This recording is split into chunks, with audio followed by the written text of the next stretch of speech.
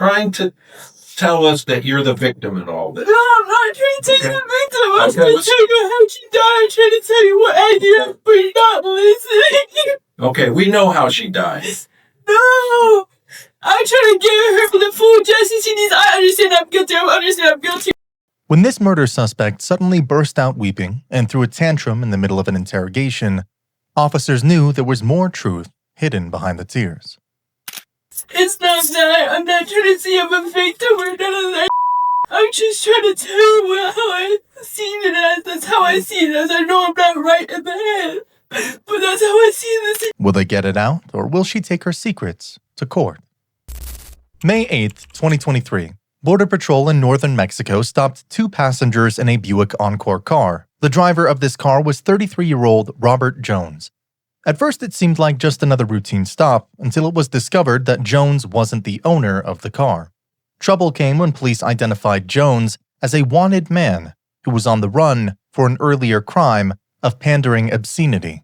Things escalated further when the cops uncovered that the juvenile he was with, 17-year-old Caitlin Coons, had been reported missing for several weeks.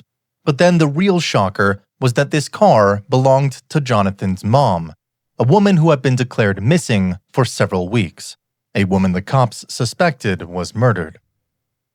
Her address is 7456 Timbers Edge Boulevard in Toledo. Now, the 17-year-old girl that is with Jonathan, who has a nationwide pickup, texted and said that they murdered Jonathan's mother, somebody else, and set a house on fire.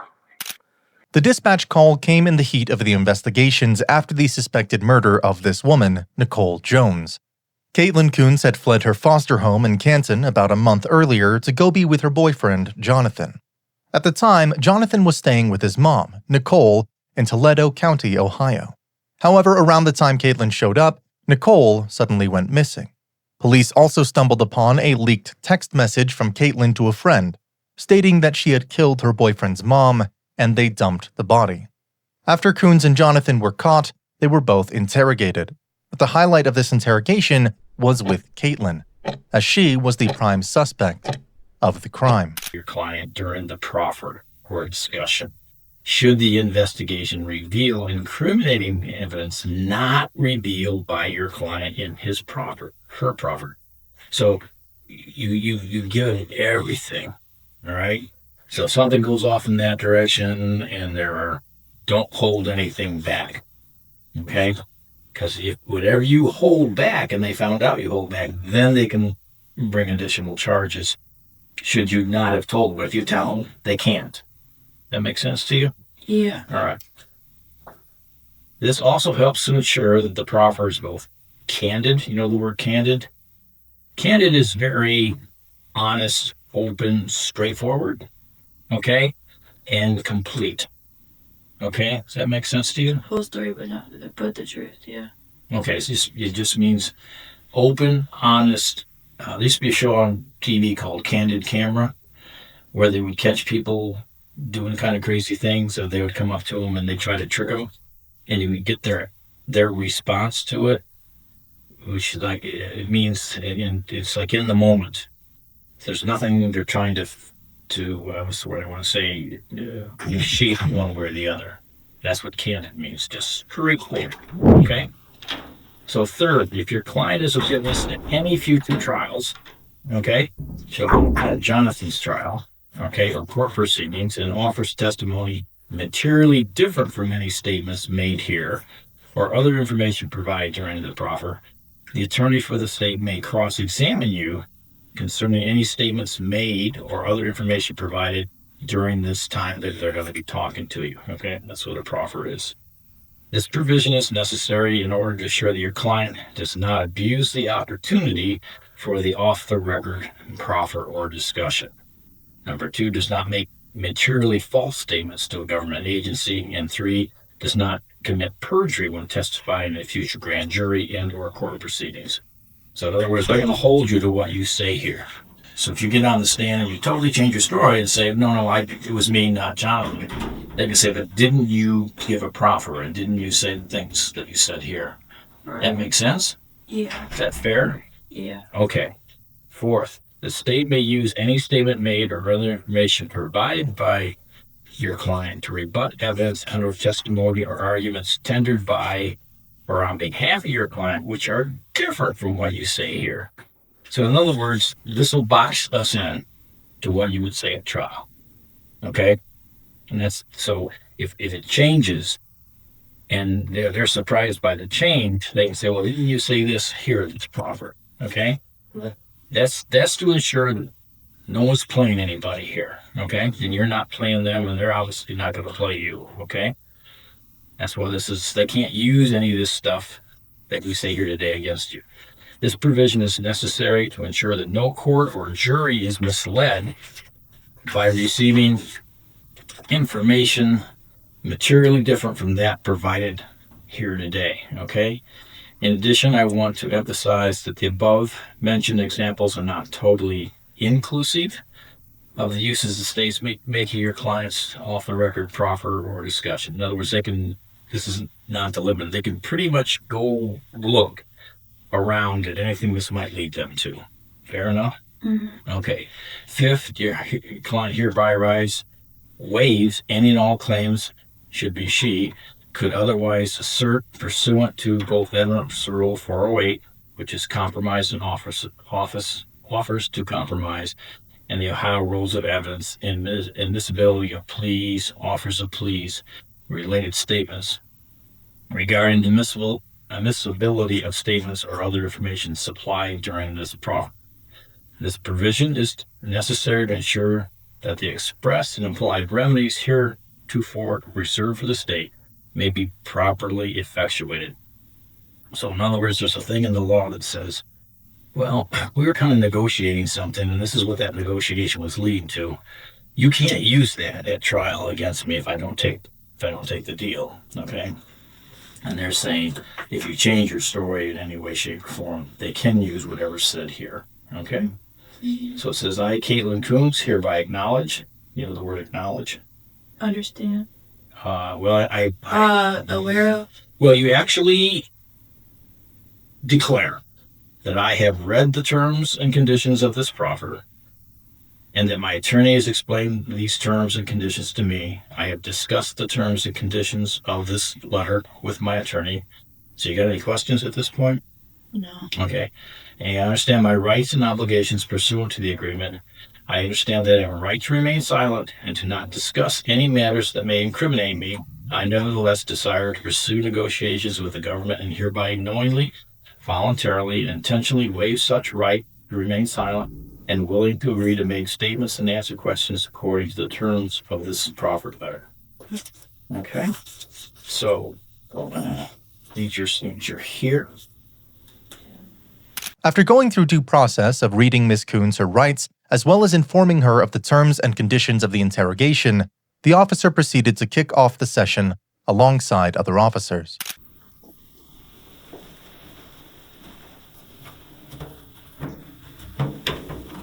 This is much nicer, TP. Is it now? Yeah, it is. I've been there. It is a little nicer. So I'm Erin Kennedy. I'm the prosecutor on this case. My understanding is you want to speak with us. Yes. Okay. You waived your right to remain silent. You're here with your attorney. Correct. And you read this proffer agreement. Yes, sir. Okay. To understand what's contained therein. Mm-hmm. Okay. So if any part of what is not truthful is said here today, we can completely disregard this agreement. Okay. We can also subject you to a polygraph test. Do you understand that? Mm-hmm. Okay. And you still want to speak with us. Mm-hmm. Okay. So this is for you. This is your chance to help yourself, right? Mm-hmm. Tell your side of the story. And I've already made statements before. So what I want you to do is just start. Tell us from the beginning to the end. Don't leave anything out. I'd ask for you to be truthful. I don't want to be pulling things out of you. This is your chance to help you. Okay? You must speak loud enough for, yeah, because this is being recorded. Okay. Yes. So I'm probably gonna let Detective Albright take the lead on this. I'll have some specific things, but like I said, just I want to hear what happened. I want you to be truthful, and I've got some specific things I'll come back with. Okay? We've met before. I'm Detective Albright, and I want to kind of look at. I'm gonna follow the timeline of what we know happened in all this. Okay, and some of this has been found through, physical evidence investigation and by your own admissions. So we'll kind of keep it to this for the major outline, and then if you have any details you want to add or any specific things we want to know about, we'll work that out. So, Jonathan Jones, what relationship did you have with Jonathan? I don't know what to say about that type of relationship. I would say, like, at first, like, it was just a friend, then boyfriend, but then, like, just a manipulator. Like, Okay. he just abused me and stuff like that. So I don't know what you would call that. Okay. In what way did he abuse you or manipulate you? He raped me multiple times and stuff like that. Okay. Did you ever have a consensual relationship with him? For a minute, yes, we do. Okay. Would you define a minute? What do you mean by a minute? Like, so like the 2 months, I was with him for 3 months back before he caught the case that he caught for the kidnapping and sex crimes against me. For the 2 months, it was consensual, but then after a while, he wouldn't let me leave. Like, he would threaten to kill himself and stuff like that. So I stayed with him, but he would rape me and stuff whenever I would be asleep. And then before the case that started just now or whatever, before, what happened or whatever, I was with him or whatever, but I specifically, like, told him before everything happened that, like, I did not want to be at the house unless she knew that I was at the house. Because prior to it happening... We'll slow down. For some reason, Caitlin was wrapping up things pretty fast. Was she simply trying to get out of there quickly, or trying to cover up the truth? The interrogators had to put the pedal on the brakes. Sorry, that was a little bit too much. Hold on. Look, I know how I've been with you enough to know I want you to back up. Let's talk about what happened down in Wood County. All right. When he got the charge specifically related to you, which led to his troubles with Wood County Court. So basically, his mom kicked us out of the house or whatever after finding out that the food was going on in her house, and he did the same thing that he did to me. He was basically like, well, kill me, just kill me. And then, he just ended up leaving her at the house. And we left. And that's when we started living in the streets. We went and stayed at his friend's house. And then Who's the friend? I don't know the friend's name. Where did he live? Like, it was I feel like it's an apartment because it's like, this was this side of his friends, and then this was somebody else's, and then it was like a garage, like there was a car here. Was this in Bowling Green? Was this? No, it was here in Sylvania or Okay. whatever. I just don't know exactly where we're at.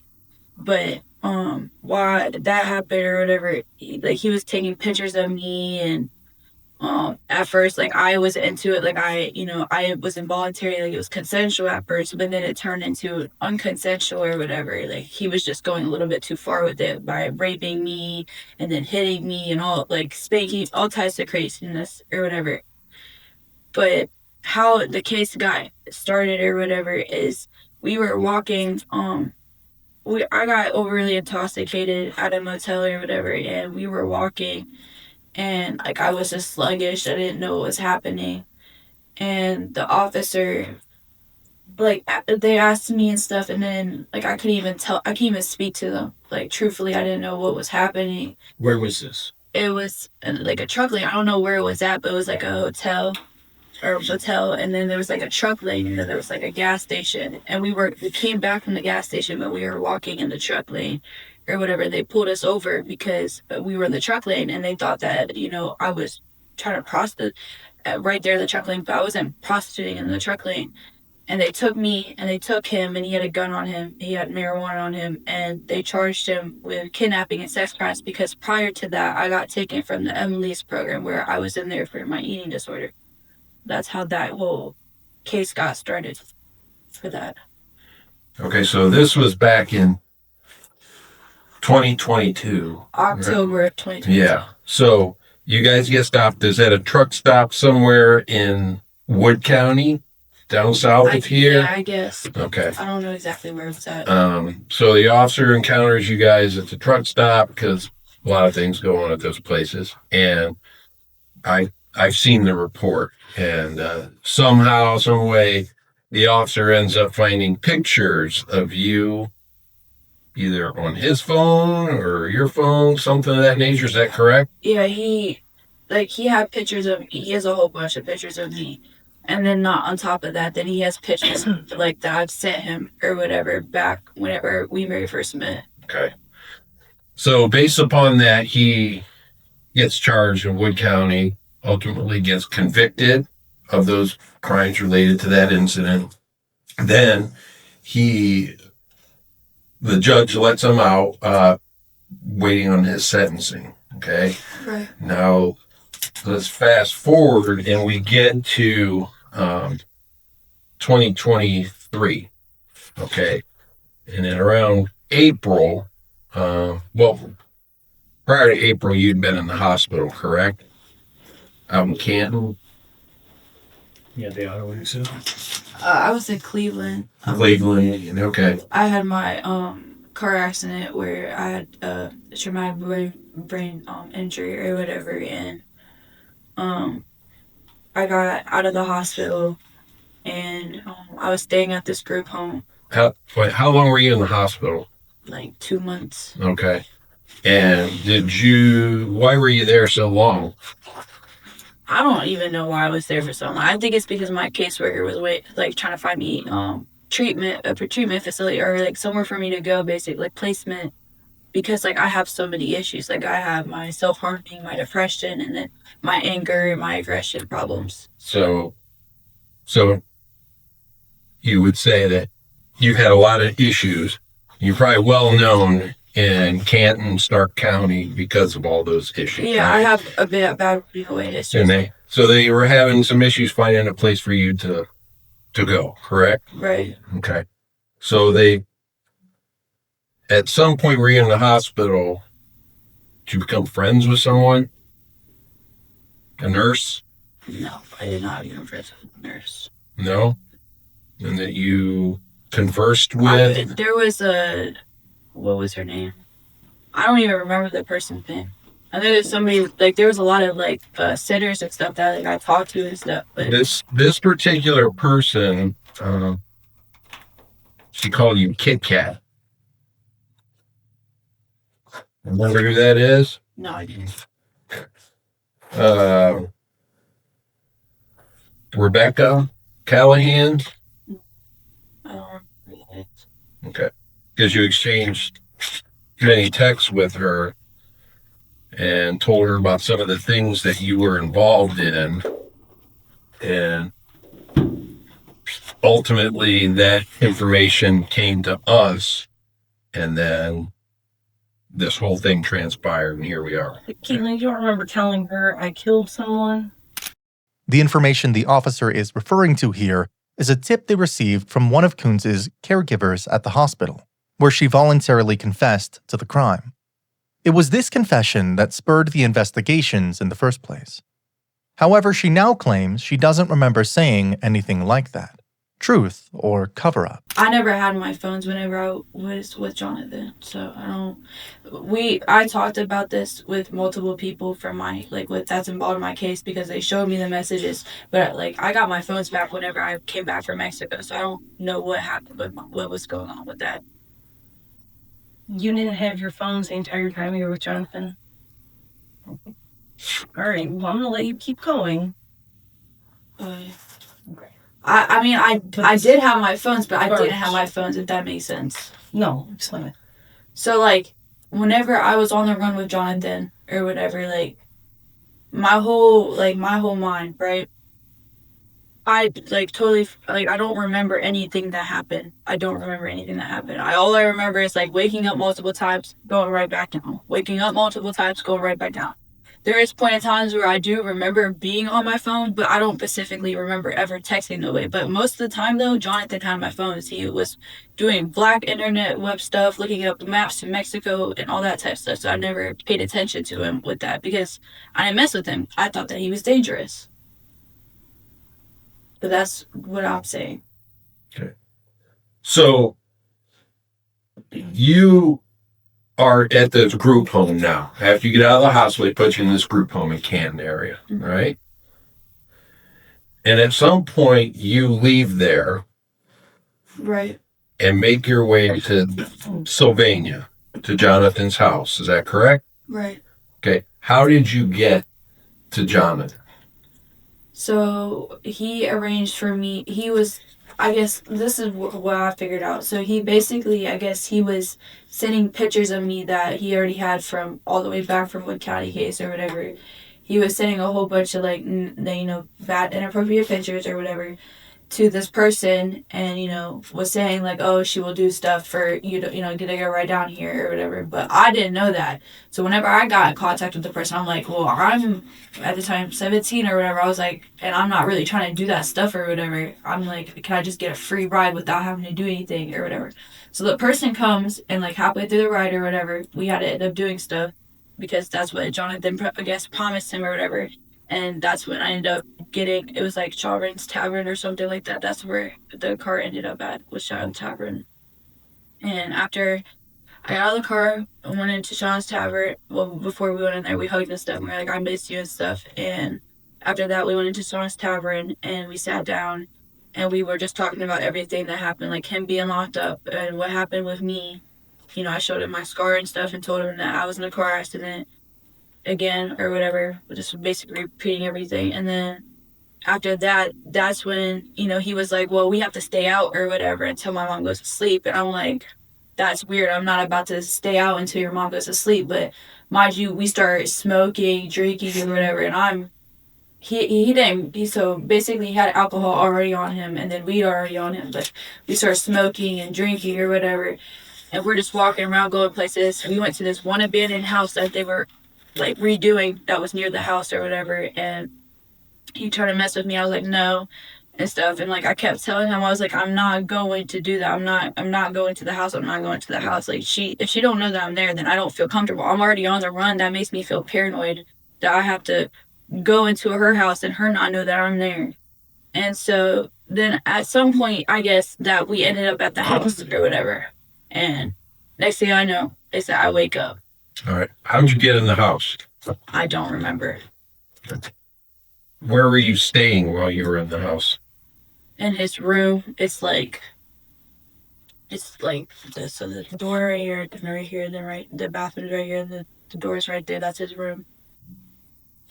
And then like whenever I was staying in his room, though, like when I woke up or whatever, he blocked it off or whatever.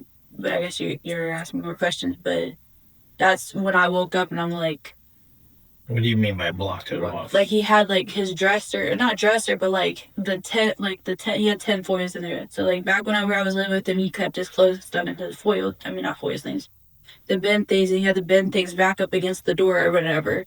And like that's how it was when I woke up, and I was just like, and then like he was right there, and I'm like, and I told him, I was like, what's happening? He talked about, whisper. No, I'm not whispering. What's happening? You know what I mean? Mm-hmm. And so I text on my phone. I'm like, you're gonna tell her that I'm here or whatever. I was like, I'm gonna give you 5 hours to tell her that I'm here, or else I'm leaving. I have other guys that would happily take me. And then that's when I went back to sleep.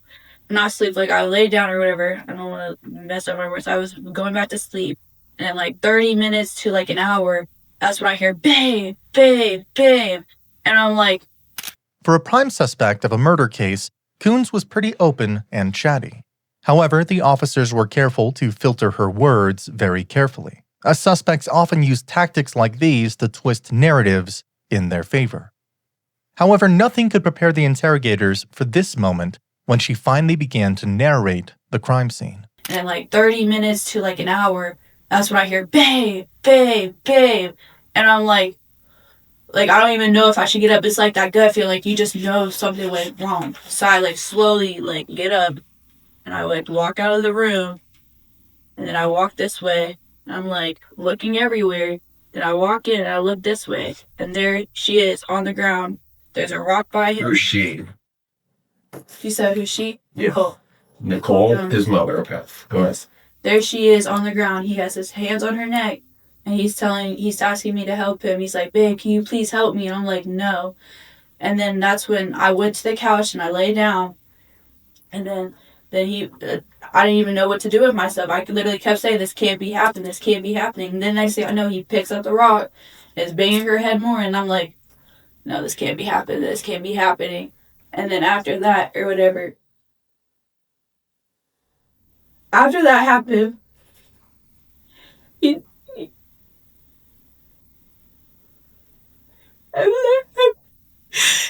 we had to go to the store. And I went with him. I went to the store. He got cleaning supplies and a whole bunch of stuff. And we went back to the house or whatever. And then after that happened, he cleaned up the mess on the ground. He moved her body he like turned her over or whatever. And then after that happened, he ended up packing up everything. He moved the body into the car. I helped him carry the body to the car. And then after that happened, he drove. And then he ended up cutting off his ankle monitor. Oh, no. I guess he had it on. I thought he cut it off before, but he drove to this apartment place. And he got out of the car. I got out of the car. And mind you, the body didn't feel the same the time that it felt whenever I was at the garbage can or whatever. Before, it was like, it wasn't as heavy, then it was heavy as soon as we got to the apartment place. And then after that, I helped him carry the body and dump it in the dumpster. And then after that, he cut his ankle monitor off. And then he fled, basically. That's what happened. When you saw him in the kitchen with his hands around her neck, it was the kitchen, right? Right. Okay. Where at? I mean, it's a fairly good size kitchen. Where specifically? This is the fridge. And this is this. The body's right here. There's blood all around the head part. And there's even like brain matter over here. And he's standing over here with his hands right here. And the rock is literally like just like right there with blood all at the top of it. And I'm all the way over here. So he was calling your name while he was strangling her?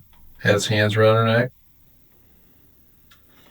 How long did that go on? How long would you estimate that was going on? I don't know. I really don't know. I was panicking. But I do know that, like, before I walked in, that he was banging her head with a rock or whatever, because there was stuff all over the ground. And there was blood on the rock.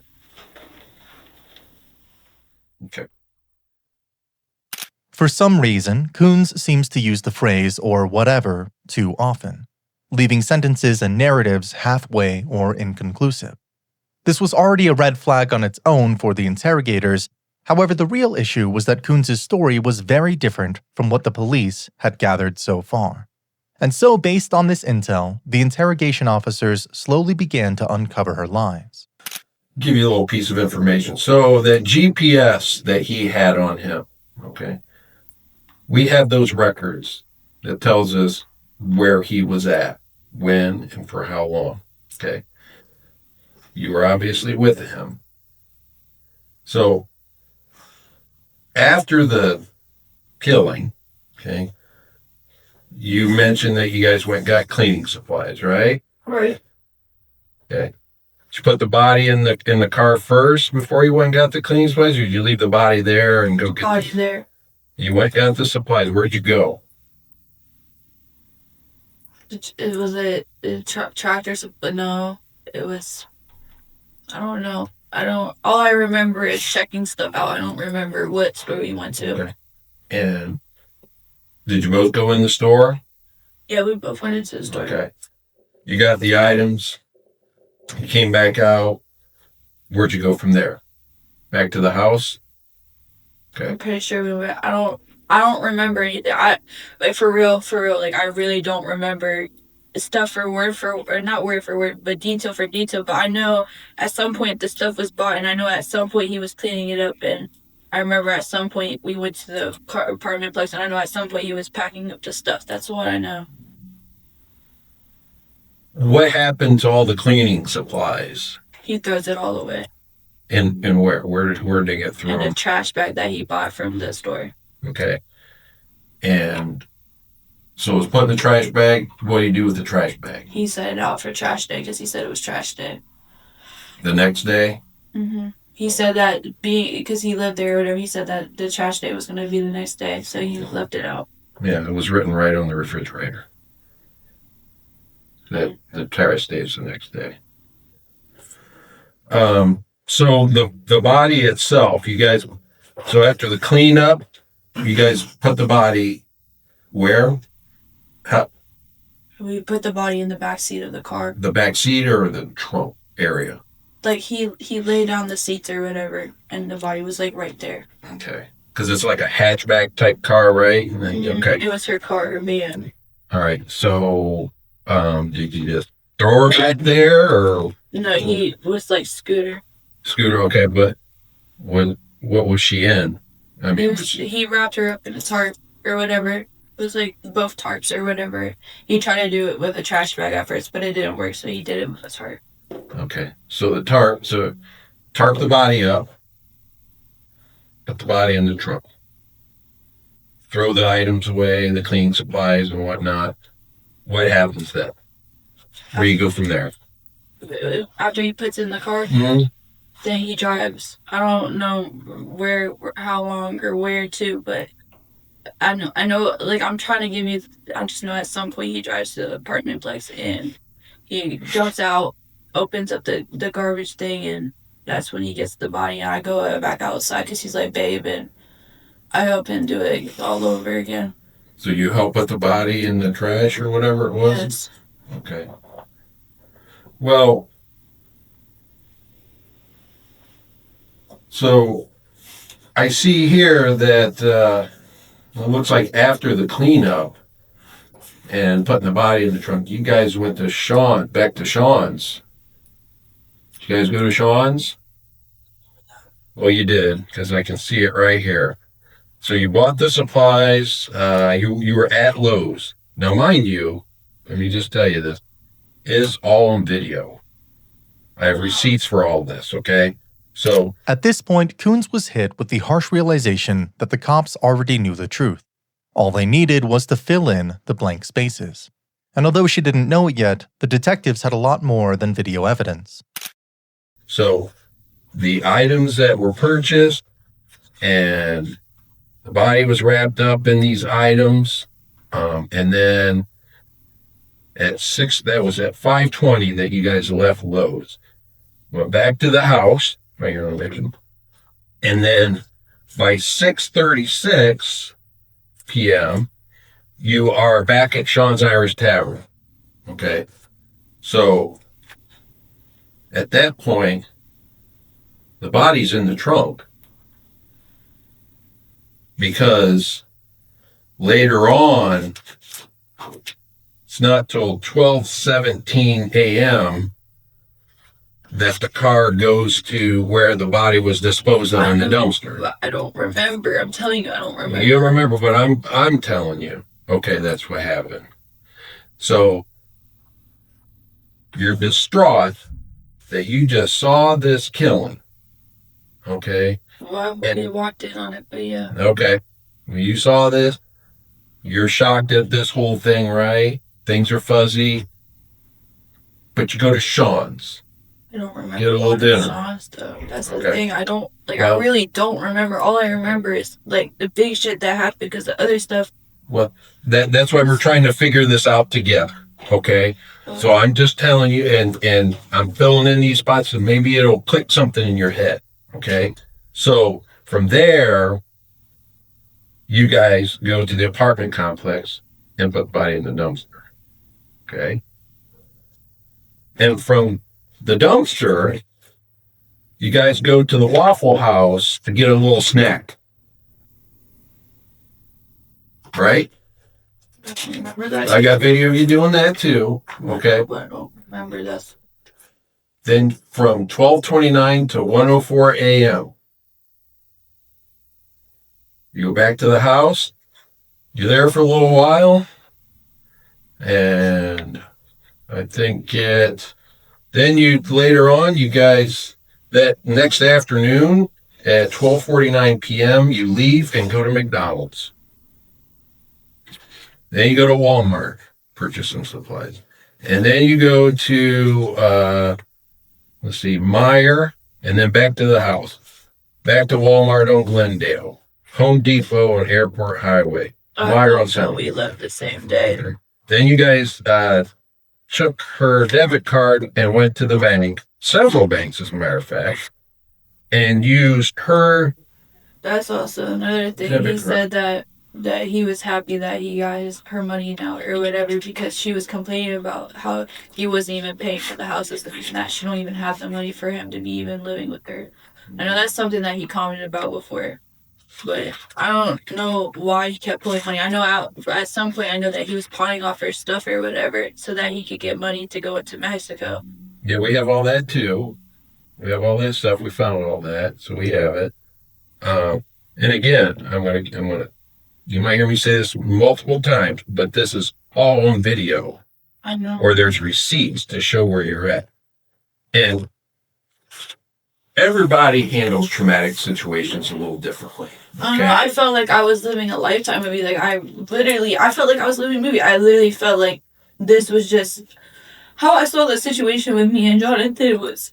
I really just thought that he was somebody I loved. Like I really thought that, Harley Quinn or like, Bonnie and Clyde type stuff or whatever. Like I really thought that, like, like I was just his like partner in crime. But I wasn't doing the crime. Like I was just there for him, like, because I loved him or whatever, and I didn't want to leave him, but I was also scared to leave him, even though I loved him. Like, it's crazy, because I really did, throughout being with him or whatever, try to leave or whatever, but that's when he started being more stricter with my phones and stuff. That's the reason why.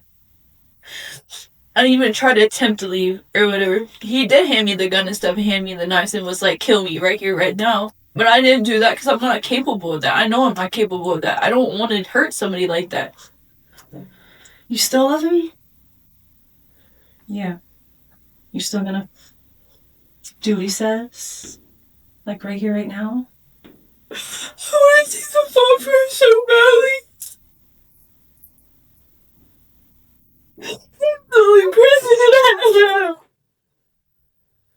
Really, what about Mr. Sorter up in Monroe, Michigan? Who? Mr. Sorter? I forget what it is. There's two of them. Kevin, maybe? I can't remember. But according to that, you love him. Who? Sorter. I You've don't been know. talking with him from the jail. We got you're on audio telling him how much you love him and you want to do this, that, and the other to him. Very graphic. Who? Oh, who? Are you talking about, I don't know who you're talking about. I've talked to one person being in this jail, or whatever. I talked to him when I very first came here, or whatever, because someone hooked me up with him, but it's still not, I told him that I still have feelings for Jonathan, though. It's the same thing. I told him I'm never going to be the same after this. I tell my parents that, too, all the time. Does Jonathan know about him? No, Jonathan knows that my family has support, or whatever, but he don't know about anybody else. What would he say if he heard those calls? What would he say about that situation? That I have a history of cheating. Mhm. It doesn't mean that I don't love him, though. He knows that. I've told him that. Being high or whatever, I told him I was like, I remember this when I was very high. The one night I was like, I told him I was like, I was cheating on you when we very first met or whatever. But I told him I was like, It didn't matter though because I love you. And here we have Caitlyn confessing about being a serial cheater and still convincing her boyfriend she loves him. True love or manipulation at its best. He knows. It's just if he finds out, he's gonna be pissed. Cause I don't know. I just know he would be pissed if he found out. So But I love him though. I really do love him. Like I really do want to take the fault for him. hold on a second. We don't want anybody to take the fall for anybody. Okay? We just want the truth. And the truth is that Someone died. I know somebody that should have. Let me finish. in these other interviews, okay, that you had with the FBI agents down in El Paso and all this stuff, that you were very specific about what happened. Okay. Right. He was nowhere around. You're sitting in the room with 2 FBI agents and a locked oath. So he poses no threat to you. So you go into a story with explicit Right. detail. No, stop. How you gave him a specific period of time to get rid of his mother, to kill his mother, because she was in the way keeping you guys from being together. And then This was the moment of truth for Caitlyn. And although she hadn't realized it yet, Toledo County Police and U.S. Marshals had already investigated the crime scene at Nicole Jones's residence. There was no manipulating the facts. and then he did not complete that act. So you gave him another hour. You went and staged this brick or block, whatever it was, and you waited for her in the kitchen to be bent over in the refrigerator. You took the rock, bashed her head in, and strangled her. Okay.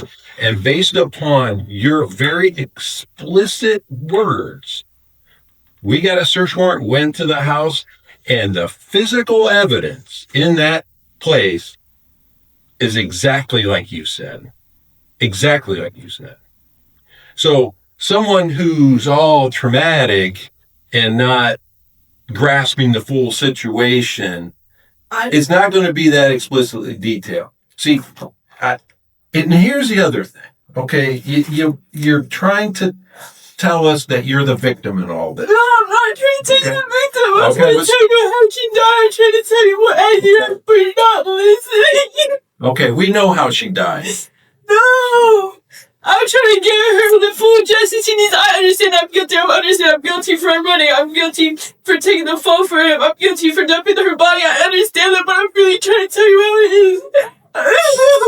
Like, it doesn't matter at the end of the day because you're not going to listen. You really think I'm the one that did it. I understand it from my statements, but me and him talked about it back and forth. I talked to him. I promised him I was going to take the blame because I loved him. Okay. I told him I loved it. And here's the other thing. So you guys go to Tempe, Arizona, okay?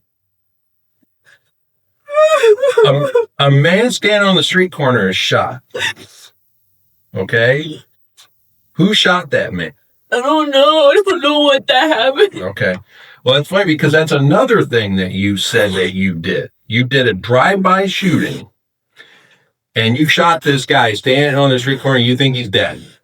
That's what you told someone, okay? So you're very explicit about that. And then you were taking your socks and soaking them in lighter fluid, setting them on fire, and throwing them out the window trying to start a fire, okay? So what gets me is, in the past, you've been so specific about all these things that have happened. Now, all of a sudden, it switches from, I did this, to Jonathan did this, and this. Okay? I did dump the body. I told you guys that, but I didn't kill her. Then why would you say, okay, let me ask you, who's Michael Smith? I tried to kill her. You did traffic. Okay? So he lives in the Canton area, right? Yeah. Okay. Did you exchange some text messages with Michael Smith telling him that you guys had killed Jonathan's mother? You gotta remember something. Yes, I did say that. You did? Okay.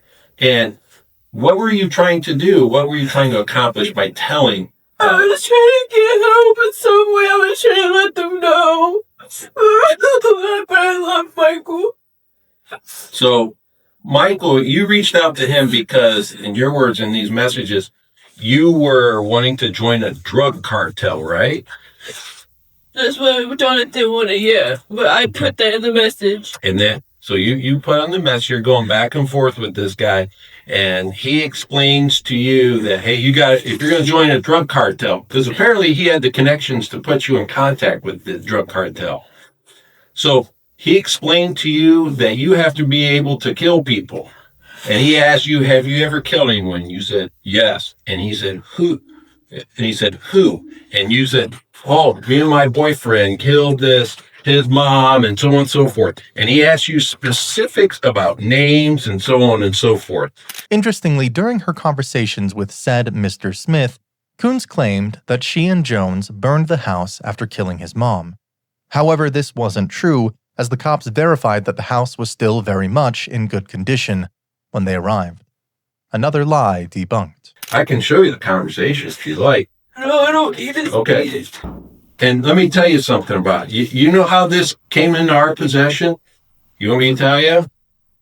Mr. Smith is an informant I don't know, he told me. for the marshals. So the whole time this is going on and he's having this conversation with you, he's actually giving that information directly to law enforcement. So, and I'm looking at this message, it didn't sound like somebody who's an innocent victim that was thrust in the middle of the situation.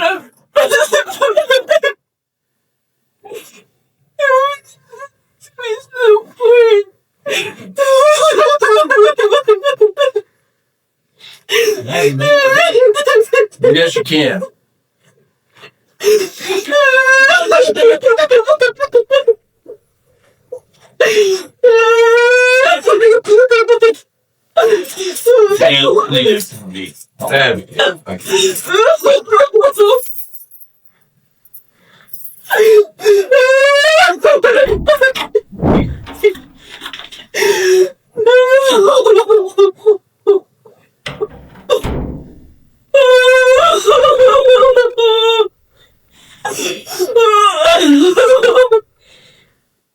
You take a real deep breath.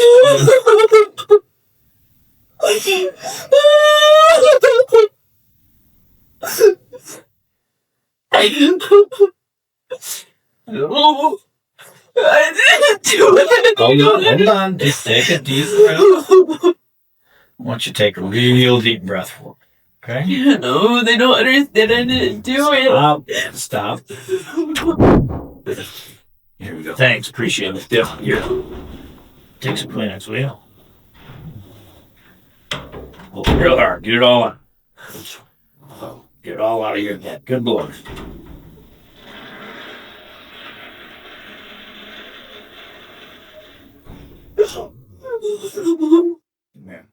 Tears of regret or a panic reaction because she's been found out.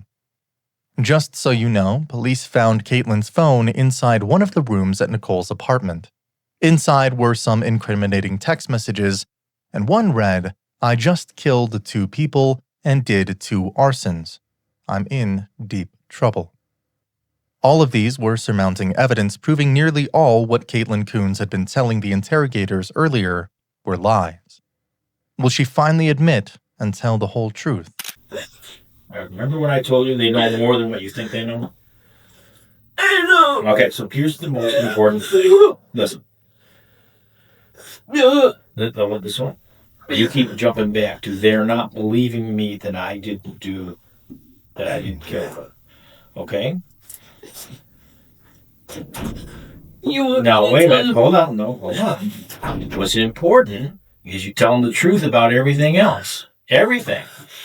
Tell them the truth about everything. Who this might I'm gonna tell him. Right. Well, I mean, he But it's gonna hurt me. So listen to me. You keep jumping back to they don't believe me. They don't have to believe you. They have certain things. What they're doing is quite simply asking a question about Mr. Smith, and they want to see if you're going to answer consistent with what they already know that Mr. Smith has already told you. all right? Or give them the text messages, all right? So you got to tell them everything about Mr. Smith. Whatever you texted him, that's fine. It is what it is, okay? The most important thing at this point is for you to be believable, okay? And remember about the ankle monitor?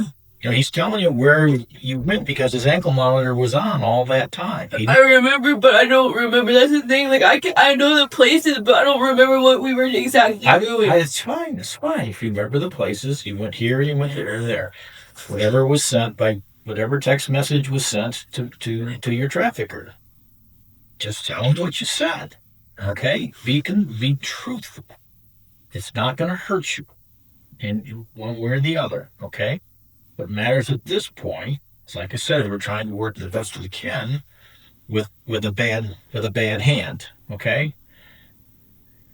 And the thing about it is they want truthful statements from you. So whatever you text to Mr. Smith, be truthful about it. Whatever you said, you said. Whatever you texted, you texted. Okay? Okay. Don't try to hide anything, Mr. That doesn't help you at all. Okay? I know there's something wrong with me. Yeah. It's scary. Okay. What would you say is? You say it's scary. Like I said those things. I did text the people, and I was trying to join the mafia because of Jonathan and them, because he put me in the mind that that's what life is about. Like he told me that we could be spotting Clyde. That's basically why I keep referencing them, because all right. He told. So all I want you to do is slow down. Okay. And be truthful. He's showing you the text. Did you text this guy? What did you say? What did you text? Okay? Just tell him the truth. It's not going to hurt you one way or the other. Okay? Like I said, we're in the worst case scenario there is that you I want to go home.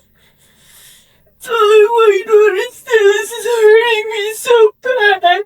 What's hurting you? I didn't understand what happened. Being locked up because somebody took somebody's life and it wasn't me, but I thought I could do this. It hurts. It hurts. It really hurts. I want to go home. Wait, what? Being locked up. Yeah. Well, you know that's not going to change, Wolf, right? Right. All right. Now, I can end this. I mean, you said what you said. No, it's not gonna end. Well, I mean, this interview, if you want me to, but I mean, you haven't said anything different than you were told the FBI in the original one, okay? So what's important here is if you remember texting Mr. Smith, then tell him, yeah, I remember texting. I also remember texting the girl too. Okay. I want to say that. Well, when he answered the question, who's Mr. Smith? No, he's my trafficker. Do you remember doing this? If you did, yeah, I remember doing that. I remember saying it. Okay? What matters here is you just tell the truth. Like I said, they know a lot more than what you think they do. Okay? So what they're looking for is, are your answers consistent with what they already know? That makes sense to you? Yeah. Okay, so don't keep falling back to you're not believing me. Part of them believing you is if you answer them truthfully about other things. Okay? Does that make sense? But they turn it back on you and just want to act like you're an innocent victim. I don't care about being a victim. I don't care about being innocent. I'm a fucking survivor. I hear you. You don't understand. You don't understand at all. Like, there's really shit there. Why do you think I want to still, at the end of the day, take a play for something I didn't do? It's because I really did love Jonathan. It don't matter if I say I love you to 1,000 people. I can do that all day long. My heart goes out to Jonathan. I hear you. I understand you're dealing with severe trauma. I got it. All right? It's hurting me so bad.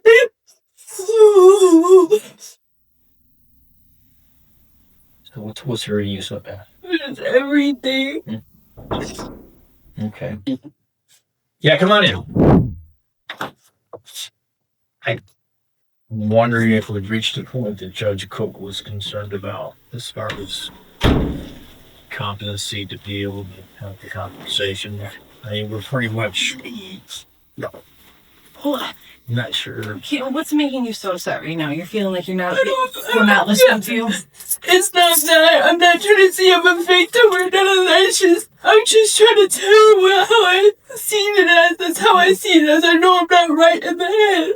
But that's how I see the situation. I know he's the one that did it, but I don't remember anything. I know the places you said. I know the people you're talking about, but I don't remember doing it. I don't remember being in an actual position to, like, being there. Like, I'm not conscious. I don't remember being conscious during it. I know of it. I know what you're talking about, but I don't remember it. Like, I don't remember being in that spot, and it hurts me because it's like, I'm a survivor. I'm not no victim. I don't like that word. It took a lot for me to go through what I did with Jonathan. I know that I say I love you to a lot of people, but I can do that all day long, but my heart goes out to him. I really love him.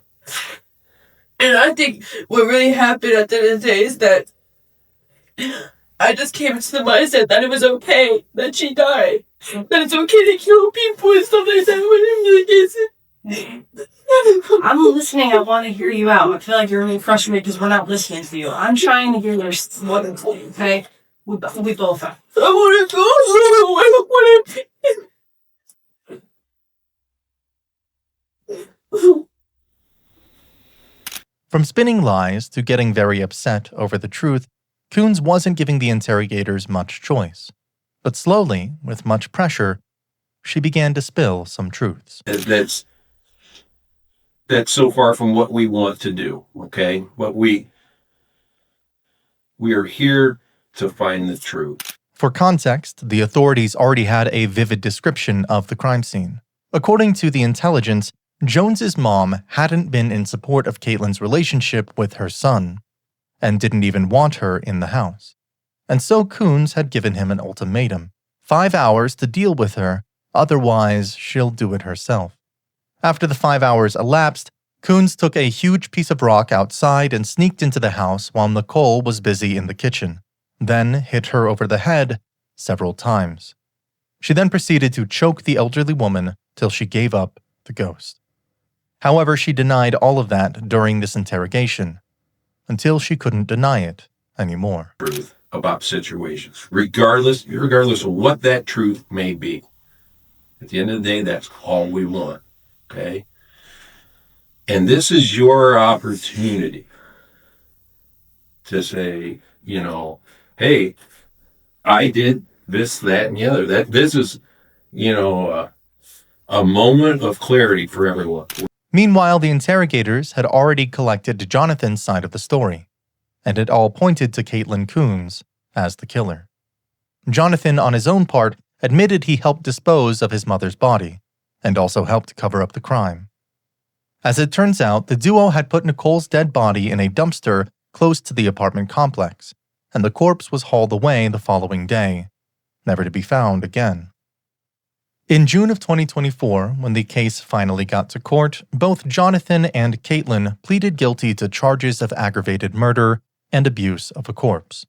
They were sentenced to life imprisonment with the possibility of parole after 25 years.